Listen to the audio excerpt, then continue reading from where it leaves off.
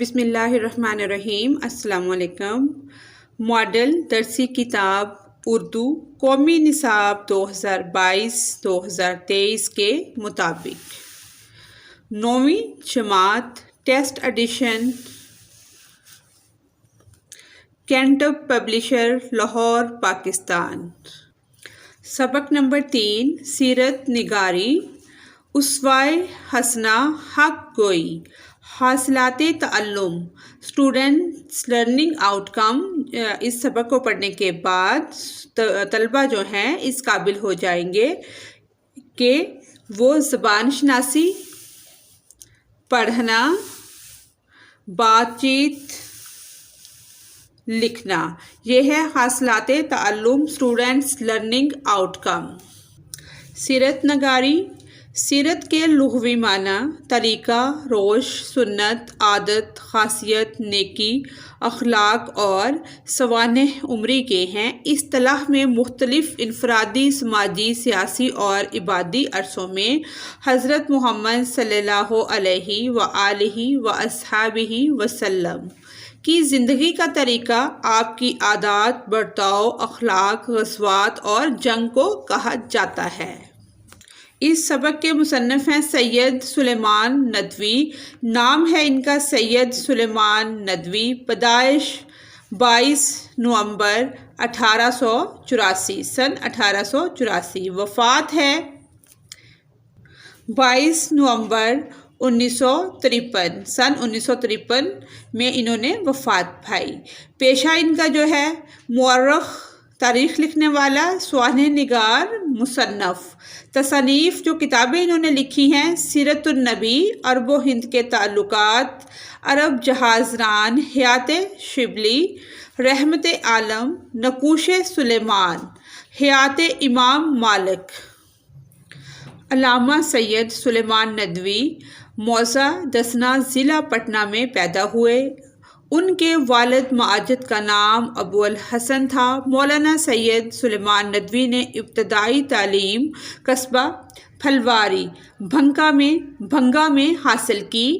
اس کے بعد دارالعلوم ندوۃ العلماء لکھنؤ میں تعلیم حاصل کی۔ اسی زمانے میں علامہ شبلی نعمانی نے مولانا ندوی صاحب کو اپنے حلقہ تلمذ میں شامل کر لیا۔ سید صاحب جب فارغ التحصیل ہوئے تو اسی ادارے سے وابستہ ہو گئے۔ سید سلیمان ندوی صاحب عربی زبان پر بھی بڑی قدرت رکھتے تھے۔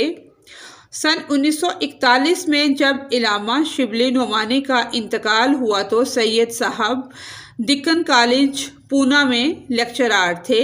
علامہ صاحب نے ان کو وصیت کی تھی کہ سب کام چھوڑ کر سیرت النبی صلی اللہ علیہ وآلہ واصحابہ وسلم کی تکمیل اور اشاعت کا فرض ادا کریں۔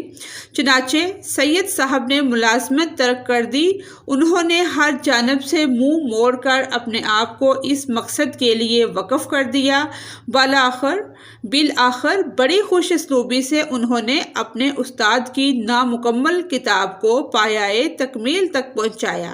اس کی وجہ سے علمی دنیا میں ان کا نام دور دور تک روشن ہو گیا، مشہور ہو گیا، کیونکہ سیرت کی کتاب جو لکھی گئی ہے 2 جلدیں لکھی تھی مولانا شبلی نعمانی نے، اور باقی 4 جلدیں انہوں نے تفسیر کی مکمل کی تھی۔ اس وجہ سے ان کو بہت شہرت ملی۔ سیرت کی 6 جلدوں میں ابتدائی 2 جلدیں ان کے استاد شبلی نعمانی کی ہیں، جبکہ بقیہ 4 کتابیں انہوں نے خود مرتب کی۔ علامہ شبلی نعمانی کی طرح علامہ سید سلیمان ندوی کو بھی تاریخ اور ادب سے خاص لگاؤ تھا۔ انہوں نے سیرت، سوانح، مذہب، زبان و ادب کے مسائل پر تحقیقی کام کیا۔ ان کی خدمات کے اعتراف میں حکومت پاکستان نے ان کو نشان سپاس سے نوازا۔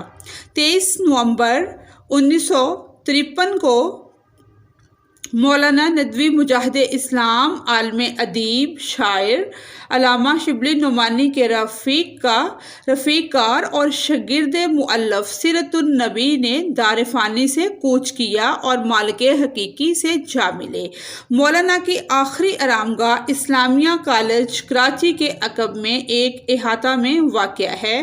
ان کی تدفین کے وقت سفیر شام نے کہا کہ ہم سلیمان ندوی کو دفن نہیں کر رہے بلکہ انسائکلوپیڈیا آف اسلام دفن کر رہے ہیں۔ یہ تھا ان کے مصنف کا چھوٹا سا تعارف۔ اب ہم سبق کی ریڈنگ سٹارٹ کرتے ہیں۔ اسوائے حسنہ حق گوئی، یہ اخلاقی وصف بھی در حقیقت شجاعت ہی سے تعلق رکھتا ہے۔ جس طرح میدان جنگ میں دونوں طرف کی مسلح فوجیں ایک دوسرے کے مقابلے میں ہاتھ پاؤں سے شجاعت اور پامردی کا اظہار کرتی ہیں، بعینہ اسی طرح جب حق و باطل کے درمیان باہم معرکہ آرائی ہوتی ہے تو دل اور زبان کی مشترکہ قوت سے حق کی حمایت میں جو آواز بلند کی جاتی ہے، اس کا نام حق گوئی ہے۔ حق گوئی کا اظہار اس وقت سب سے زیادہ قابل ستائش سمجھا جاتا ہے جب مادی طاقت کے لحاظ سے حق کمزور اور باطل طاقتور ہو، اور اسلام نے اسی قابل ستائش حق گوئی کی تعلیم دی اور خود رسول اللہ صلی اللہ علیہ وآلہ واصحابہ وسلم کو حکم دیا۔ سورۃ الحجر آیت نمبر 94 اور 95 میں اللہ تعالیٰ ارشاد فرماتے ہیں، ترجمہ: پس تم کو جو حکم دیا گیا ہے اس کو کھول کر سنا دو اور مشرکین کی مطلق پرواہ نہ کرو، اور تم کو تمہاری ہنسی اڑانے والوں کے مقابلہ میں جو اللہ کے ساتھ دوسرے معبود قرار دیتے ہیں کافی ہے۔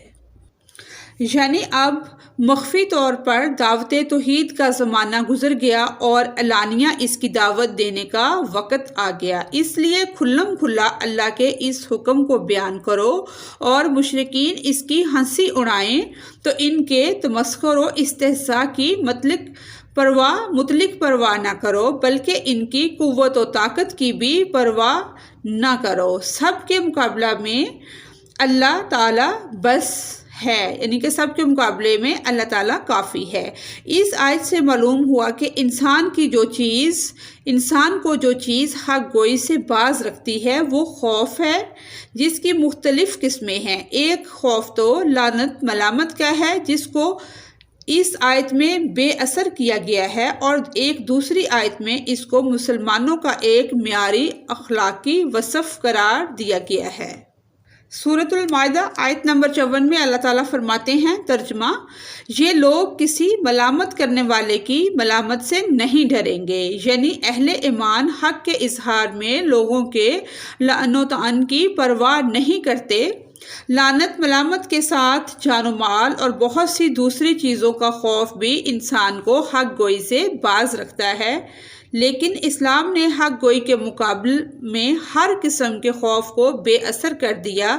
ایک حدیث میں ہے کہ ایک بار رسول اللہ صلی اللہ علیہ وآلہ واصحابہ وسلم خطبہ دینے، اس پیج پر جو مشکل الفاظ استعمال ہوئے ہیں ان کے میننگ بھی ہم دیکھ لیتے ہیں۔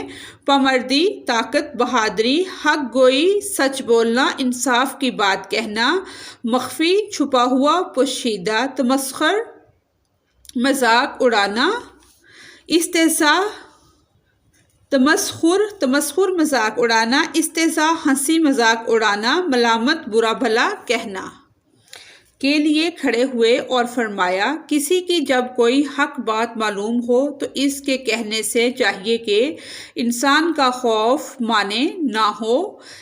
ایک بار آپ صلی اللہ علیہ وآلہ واصحابہ وسلم نے فرمایا، کوئی شخص اپنے آپ کو حقیر نہ سمجھے۔ صحابہ رضی اللہ عنہم، اللہ ان سے راضی ہو، نے کہا، یا رسول اللہ صلی اللہ علیہ وآلہ واصحابہ وسلم، ہم میں سے کوئی شخص اپنے آپ کو حقیر کیوں کر سمجھ سکتا ہے؟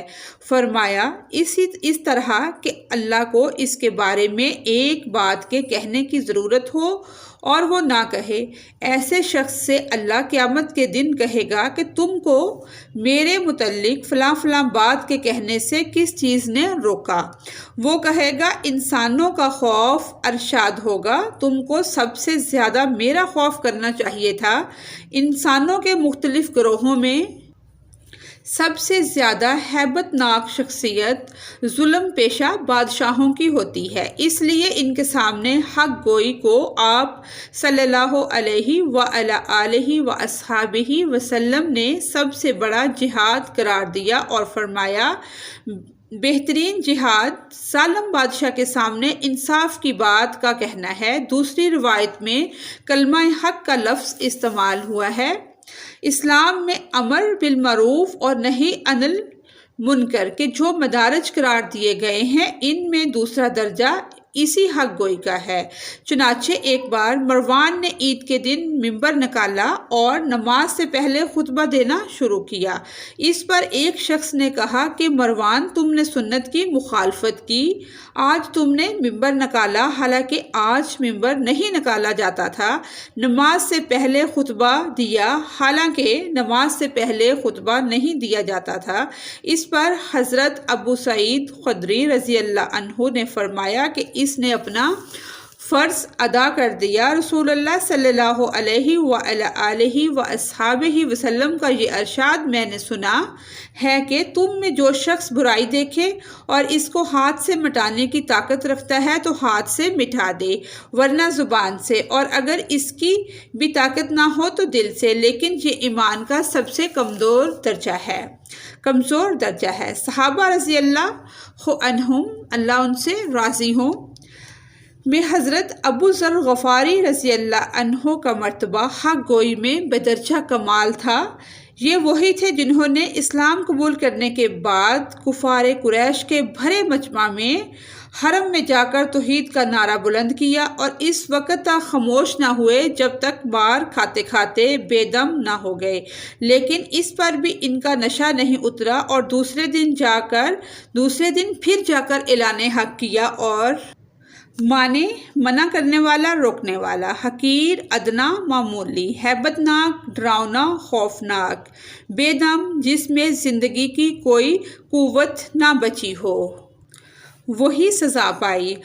حضرت صلی اللہ علیہ وآلہ آلہ واصحابہ وسلم نے ان کی مدح میں فرمایا کہ آسمان کے نیچے اور زمین کے اوپر ابو ذر رضی اللہ عنہ سے زیادہ حق گو کوئی نہیں۔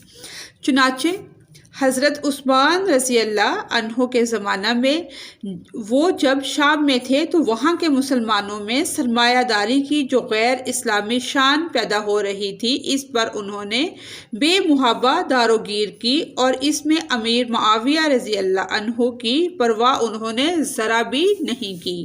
حضرت ابو سعید خدری رضی اللہ عنہ کہتے ہیں کہ حضرت صلی اللہ علیہ وآلہ آلہ واصحابہ وسلم نے ایک دفعہ ایک لمبا خطبہ دیا جس میں فرمایا ہوشیار رہنا کہ کسی کی ہیبت تم کو اس حق بات کے کہنے سے باز نہ رکھے جو تم کو معلوم ہے۔ یہ سن کر حضرت ابو سعید رضی اللہ عنہ روئے اور فرمایا کہ افسوس ہے، ہم نے ایسی باتیں دیکھی اور ہیبت میں آ گئے۔ یہ تھی اس کی ریڈنگ۔ اب ہم اس کی ایکسرسائز کرتے ہیں، جو مشکل الفاظ ہیں ہم ان کو بھی دیکھ لیتے ہیں۔ مدح، تعریف، ثنا، بے محابہ، بے خوف، بے دھڑک، داروگیر، گرفت، باز پرس۔ مشق میں اس کے ہے درج ذیل سوالات کے مختصر جواب دیں۔ سوال نمبر 1 ہے، حق گوئی سے کیا مراد ہے اور یہ کیسا وصف ہے؟ اب ہم اس کا جواب دیکھتے ہیں۔ حق گوئی سے مراد حق کی بات کہنا یا سچ بولنا ہے۔ یہ ایک اخلاقی صفت ہے جس کا مطلب ہے کہ انسان سچائی اور انصاف پر قائم رہے بغیر کسی خوف یا مصلحت کے۔ یہ وصف بہت اہم ہے کیونکہ دیانتداری، حق گوئی دیانتداری اور صداقت کی علامت ہے۔ یہ انسان کے کردار کو مضبوط اور معتبر بناتی ہے۔ انصاف، حق بات کہنا معاشرے میں انصاف کو فروغ دیتا ہے اور ظلم و جبر کو روکنے میں مدد کرتا ہے۔ اعتماد، حق گوئی سے لوگوں کا اعتماد حاصل ہوتا ہے کیونکہ لوگ جانتے ہیں کہ آپ ہمیشہ سچ بولیں گے۔ اگلا سوال ہے، قرآن مجید کی روشنی میں بتائیں کہ نبی کریم صلی اللہ علیہ وآلہ وسلم کو حق گوئی کا حکم کیسے دیا گیا؟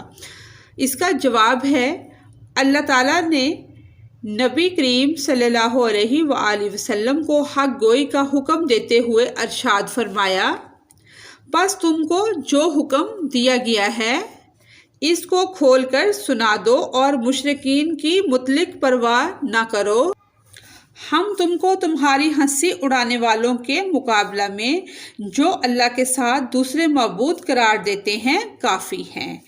اللہ تعالیٰ قرآن پاک میں ارشاد فرماتے ہیں، یہ لوگ کسی ملامت کرنے والے کی ملامت سے نہیں ڈریں گے۔ وضاحت اس کی یہ ہے، یعنی اہل ایمان حق کے اظہار میں لوگوں کے لعن و طعن کی پرواہ نہیں کرتے، لعنت ملامت کے ساتھ جان و مال اور بہت سی دوسری چیزوں کا خوف بھی انسان کو حق گوئی سے باز رکھتا ہے، لیکن اسلام نے حق گوئی کے مقابلے میں ہر شخص کے خوف کو بے اثر کر دیا۔ اگلا سوال ہے، حدیث مبارکہ کی روشنی میں واضح کریں کہ حق گوئی کے موانع کا سامنا کیسے کرنا چاہیے۔ حقیقت گوئی، سچ بولنا یا حق گوئی اسلام میں ایک اہم اصول ہے اور اس کے حوالے سے متعدد احادیث مبارکہ ہمیں رہنمائی فراہم کرتی ہیں کہ ہمیں سچ بولنے میں کسی بھی مشکل یا مشکلات کا سامنا کرنا پڑے اور انہیں کیسے حل کرنا ہے۔ کسی بھی مشکل سے ہمیں اس معاملے میں گھبرانا نہیں چاہیے۔ اہم احادیث اور رہنمائی، سچائی کی فضیلت۔ حضرت عبداللہ بن مسعود رضی اللہ عنہ سے روایت ہے کہ نبی کریم صلی اللہ علیہ وآلہ وسلم نے فرمایا، سچائی کو لازم پکڑو کیونکہ سچائی نیکی کی طرف رہنمائی کرتی ہے اور نیکی جنت کی طرف۔ سچ بولنے کی تلقین۔ حضرت ابو ذر غفاری رضی اللہ عنہ سے روایت ہے کہ نبی کریم صلی اللہ علیہ وآلہ وسلم نے فرمایا، تم پر لازم ہے کہ سچ بولو کیونکہ سچائی امن اور سکون لاتی ہے، اور جھوٹ سے بچو کیونکہ جھوٹ نفاق پیدا کرتا ہے۔ مشکلات اور ان کا سامنا، خوف اور ڈر۔ جب انسان کو سچ بولنے میں خوف یا ڈر محسوس ہو تو اسے اللہ پر بھروسہ رکھنا چاہیے۔ حضرت ابو ہریرہ رضی اللہ عنہ سے روایت ہے کہ نبی کریم صلی اللہ علیہ وآلہ وسلم نے فرمایا، جو اللہ کی خاطر سچ بولتا ہے اللہ تعالیٰ اسے خوف سے نجات دیتا ہے۔ دباؤ اور مخالفت۔ اگر سچ بولنے سے مخالفت یا دباؤ کا سامنا ہو تو ہمیں صبر اور استقامت سے کام لینا چاہیے۔ نبی کریم صلی اللہ علیہ وآلہ وسلم نے فرمایا، اللہ تعالیٰ صبر کرنے والوں کے ساتھ ہے۔ مالی یا جانی نقصان۔ حضرت ابو سعید خدری رضی اللہ عنہ سے روایت ہے کہ نبی کریم صلی اللہ علیہ وآلہ وسلم نے فرمایا، سب سے بڑا جہاد یہ ہے کہ انسان ظالم حکمران کے سامنے حق بات کہے۔ نتیجہ، حقیقت گوئی کے وقت مشکلات کا سامنا کرنا ایک آزمائش ہو سکتی ہے، مگر اسلام ہمیں بتاتا ہے کہ ہمیں ان آزمائشوں کا یا آزمائش کا سامنا کیسے کرنا ہے۔ ان آزمائش کا سامنا ہمیں کرنا چاہیے۔ اگلا سوال ہے، امر بالمعروف اور نہی عن المنکر میں حق گوئی کے کردار کو واضح کریں۔ اسلام میں امر بالمعروف نیکی کا حکم دینا اور نہی عن المنکر برائی سے روکنا کے جو مدارج قرار دیے گئے ہیں، ان میں دوسرا درجہ اسی حق گوئی کا ہے۔ چنانچہ ایک بار مروان نے عید کے دن ممبر نکالا اور نماز سے پہلے خطبہ دینا شروع کیا۔ اس پر ایک شخص نے کہا کہ مروان، تم نے سنت کی مخالفت کی، آج تم نے ممبر نکالا، حالانکہ آج ممبر نہیں نکالا جاتا تھا، نماز سے پہلے خطبہ نہیں دیا جاتا تھا۔ اس پر حضرت ابو سعید خدری رضی اللہ عنہ نے فرمایا کہ اس نے اپنا فرض ادا کر دیا۔ رسول اللہ صلی اللہ علیہ وآلہ وسلم کا یہ ارشاد میں نے سنا ہے کہ تم میں جو شخص برائی دیکھے اور اس کو ہاتھ سے مٹانے کی طاقت رکھتا ہو تو ہاتھ سے مٹا دے، ورنہ زبان سے، اور اگر اس کی بھی طاقت نہ ہو تو دل سے، لیکن یہ ایمان کا سب سے کمزور درجہ ہے۔ اگلا سوال ہے، صحابہ کرام رضوان اللہ علیہ اجمعین کی سیرت میں حق گوئی کا وصف ثابت کریں۔ اس کا جواب ہے، صحابہ کرام رضوان اللہ علیہ اجمعین کی زندگیاں حق گوئی کا واضح ثبوت ہیں۔ حضرت ابوبکر رضی اللہ عنہ نے پہلی دفعہ نبی کریم پر بنا شک کیے ایمان لائے۔ حضرت عمر رضی اللہ عنہ نے حق اور انصاف کے لیے اپنے فیصلے بدل دیے۔ حضرت علی رضی اللہ عنہ کو اپنے علم اور انصاف کے لیے جانا جاتا تھا۔ حضرت بلال رضی اللہ عنہ نے اسلام قبول کرنے کے باوجود مشکلات کا سامنا کرتے ہوئے حق سے منہ نہیں موڑا، اور حضرت سلیمان فارسی رضی اللہ عنہ نے سچ اور حق کی تلاش میں بہت سی مشکلات اٹھائیں۔ ان تمام واقعات سے یہ ثابت ہوتا ہے کہ صحابہ کرام رضوان اللہ علیہ اجمعین، اللہ تعالیٰ ان سے راضی ہوں، ہمیشہ حق گوئی پر رہے اور انہوں نے اپنی زندگیوں میں سچ اور انصاف کو اپنایا۔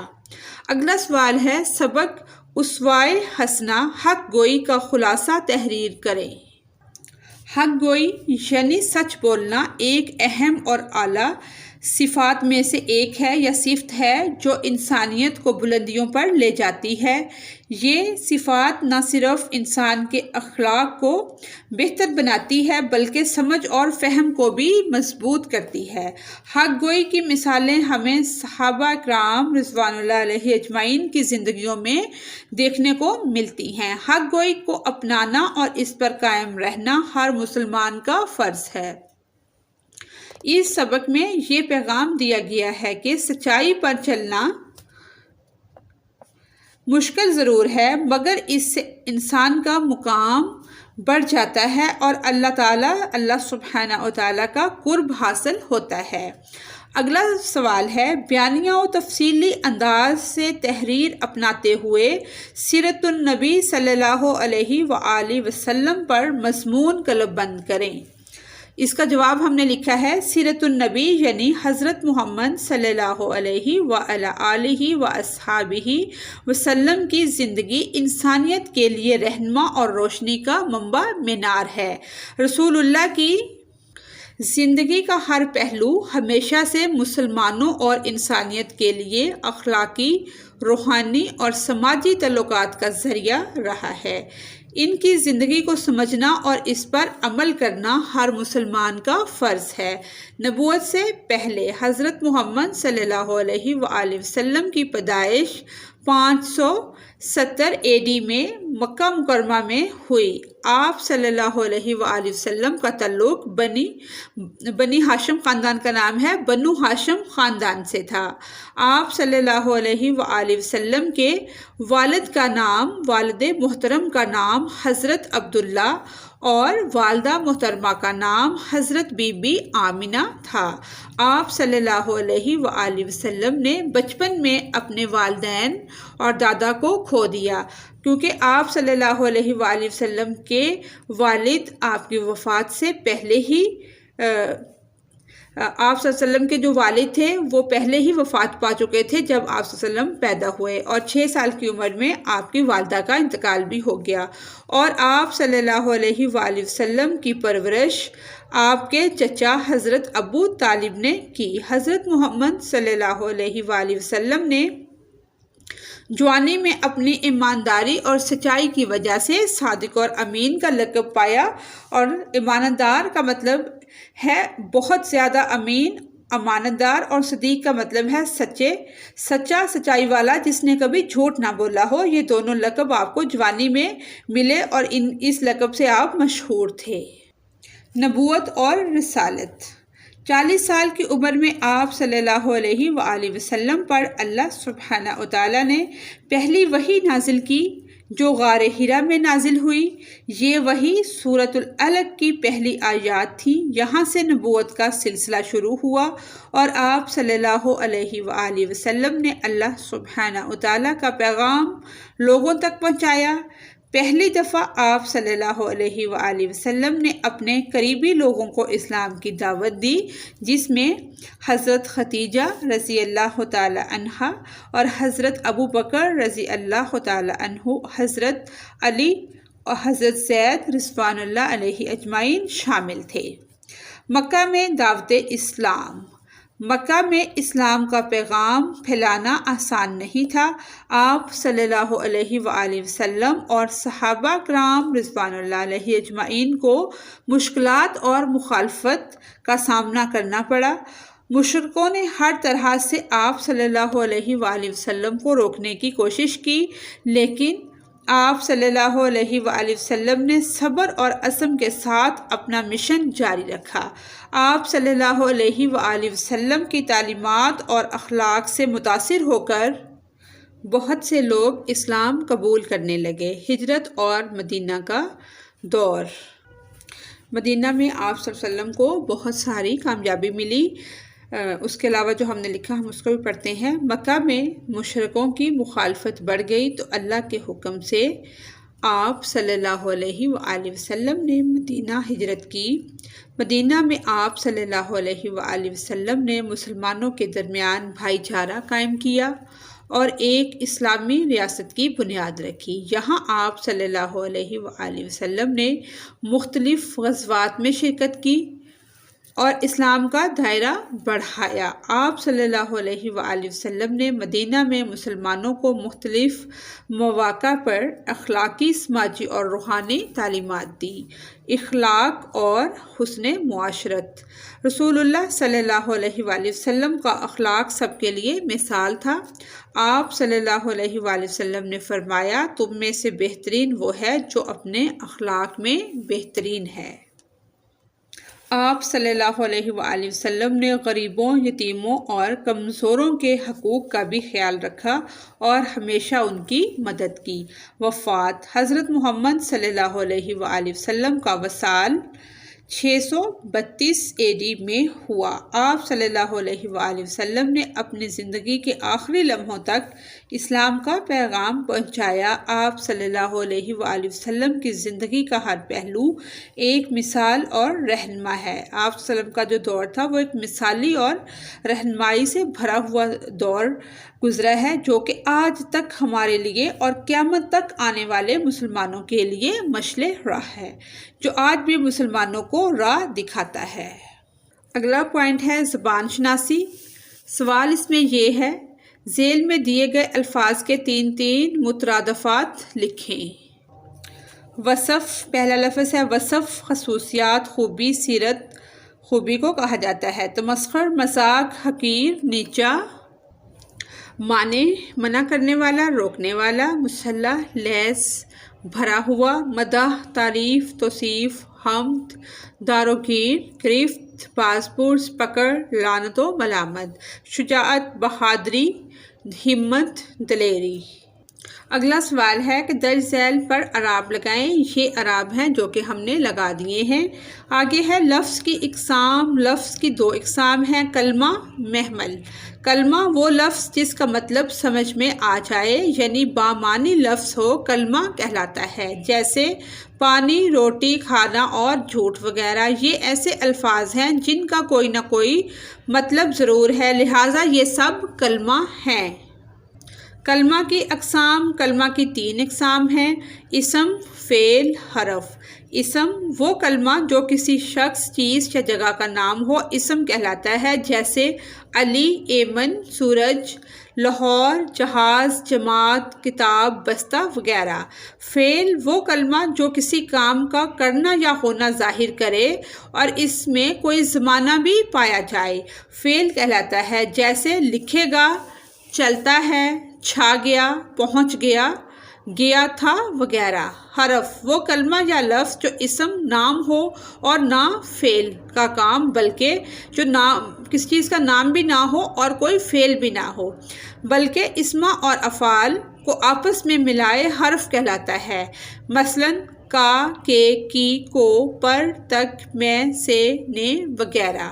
اسی طرح اگلا سوال ہے سبق، اسوہ حسنہ۔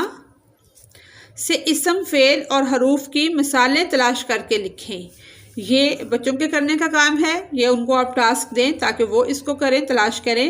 نیکسٹ کویسچن ہے، ہر سوال کے سامنے دیے گئے درست دائرہ کو پر کریں۔ اسم فعل حرف اقسام ہیں کلمہ کی۔